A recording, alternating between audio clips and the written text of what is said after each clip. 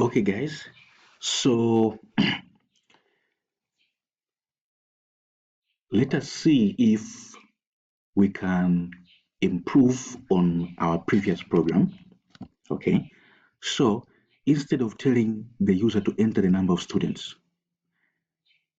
can we have a way to create an array without having to specify how many elements we expect to store in it? Can we have a way to do that? So here's the problem, okay? The usual array which we used to use, it always forces you to always specify how many elements you expect to store. If you want to specify, you will not be able to run your program. You will get an error. You get my point?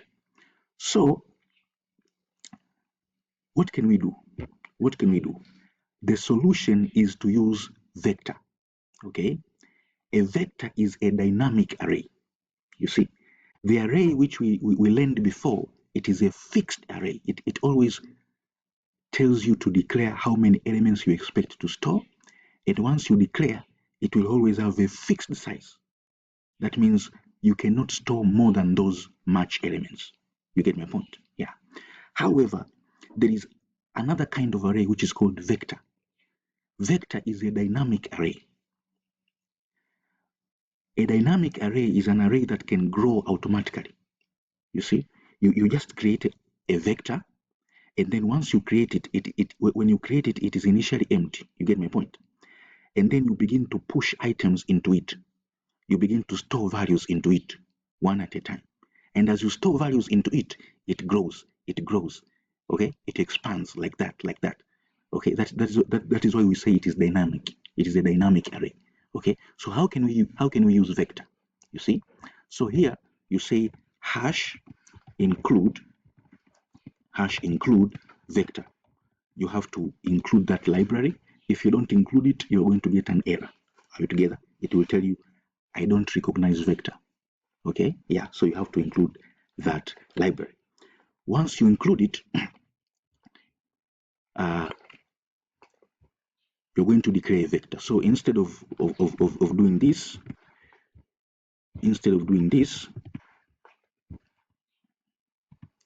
just going to say,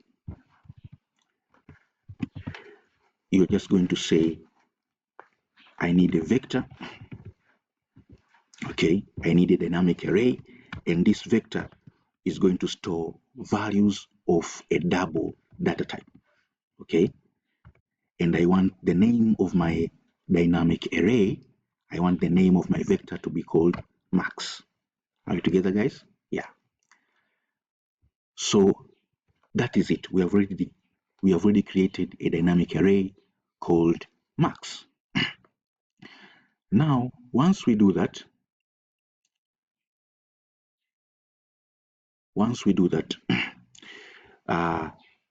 you're going to declare a variable called score, okay, to store one value at a time, okay? And then you can also initialize the sum to what? To 0, okay? Yeah. So here you're going to say, whenever you're going to say read a value from that file and put it in a variable score, and when that operation is successful, you will get inside the loop, right? When you get inside the loop, you want to add that value to the sum, okay? Okay, you want to add that value to the sum, you see? But after doing that, you also want to store that value into your dynamic array so that later in the second round where you are trying to determine how many got below the average, you will no longer have to go back to that file again. You will just access those values from your dynamic array. Are you together, guys? Yeah. So how do we store this score into our dynamic array? You use a function called pushback. Okay, so you write like this: the name of your dynamic array dot pushback. dot pushback. And what do you try? What do you want to push? You want to push the score. You want to push the score. So what this function is doing, it is taking that value that is inside score and it is putting it at position 0 on your dynamic array. Are we together? Yeah, simple as that. And we don't need this anymore. Okay, so we can remove it, and we also don't need this. We can remove it. Okay, yeah. And also we can remove this. We no longer need to tell the user to enter the number of students. Okay, yeah. Simple as that. Simple as that. All right, now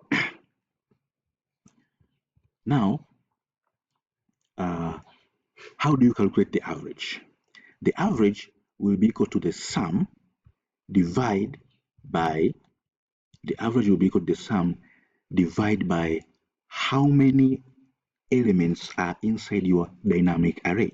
So how can you know the number of elements that are currently stored in my dynamic array? You can do that by writing the name of your dynamic array dot size. Can you see? Vector is cool, isn't it? Yeah, simple as that. And so here we can close the file, and then in the second round we no longer have to go back to that file again. You get my point? We no longer have to go back to that file again.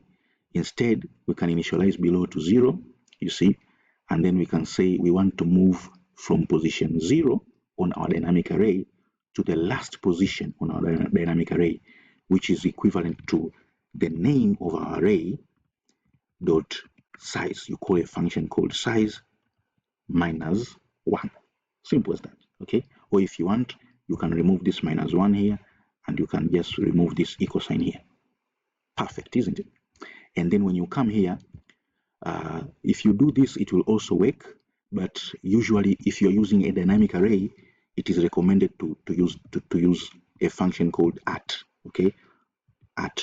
You see something like this. So you're saying the value that is on the max vector at position I. If it is less than the average, I want to count it. That is what you're saying. You see? Yeah. Okay. And then once this loop finishes, you can say that the average is this much, and those who got below the average were this much. You see? Simple as that. Yeah. Okay. So you can test to see if your program is still working. Okay. So you see, this was our file. It was on the desktop. So let me go to the desktop here. Let me see PH127. Oh yeah. Oh, so this one was the one that had the names. Okay. So let me create another file which has no names for now. Okay. Because yeah. So how do you create a file? You right click here. You come here. You say new, and then you come here. You choose text. Do you see this text document? You choose text document. Okay. And then you give it a name, maybe ch300. Okay, .txt. Okay, then you press enter. Yeah, and then you open it.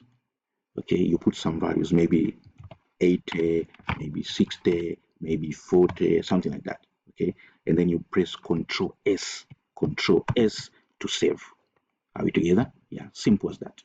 And then you can now close it. Okay, yeah. So you can come back to your program and you can say this is ch300. Okay, yeah, something like that. Then you can compile and see if it is working. Okay, you can compile. Yeah, it says that the average is 60 and those who scored below the average is only 1, which is true. Okay, it is correct. Are we together? It is correct, because if you come back to your file, you will see that 80 plus 60 is 140, plus 40 is 180. 180 divided by 3 is what? 60. So the average is 60. Okay, so the program is correct, and the one who got below the average is only 1. Okay, so it is correct. But you can see now that this program is much better, because we are no longer telling the user to enter how many students are on that file. You get my point? Yeah. You see, this is cool, right? Much better. Yeah. So use a vector whenever you want to use a dynamic array. Are we together? Whenever you need a dynamic array, use a vector. Thank you for listening. Head over to the next video. I will show you some cool stuff again. Thank you.